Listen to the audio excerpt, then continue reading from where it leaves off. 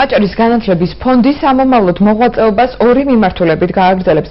ამის შესახებ ფონდის ხელმძღვანელი ირაკლი თავბერიძე საუბრობს.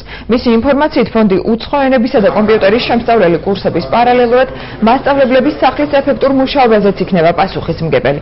რაც შეეხება მასწავლებლების კვალიფიკაციის საკითხს, ამ მიმართულებით სამუშაოების მესამე ეტაპი მიმდინარეობს, რომლის ფარგლებშიც მოწვეული ტრენერები 73 კონკურსანტს პროფესიული უნარების ასამაღლებელ ლექციებს უტარებენ. აჭარის განათლების ფონდის 2013 წლის ბიუჯეტი დაახლოებით 850.000 ლარია და ირაკლი თავბერიძე სამომავლოდ მის ზრდას პროგნოზირებს. სულ ცოტა ხანში უმოკლეს ვადაში უკვე დაიწყება მასწავლებელთა გადამზადება, მათი დატრენინგება, ანუ ეს იქნება ერთ-ერთი ახალი მიმართულება ფონდისა, ხოლო რაც შეეხება თვითონ ფონდს, ფონდი ისევ განაგრძობს თავის საქმიანობას, ანუ აქ მე გულისხმობ უცხო ენების შესწავლას. თქვენ იცით, რომ ჩვენთან ისწავლება 5 უცხო ენა, ეს არის ინგლისური, გერმანული, ფრანგული, თურქული და ასევე რუსული ენა, ასევე ჩვენთან არის კომპიუტერის შესწავლელი უფასო კურსები.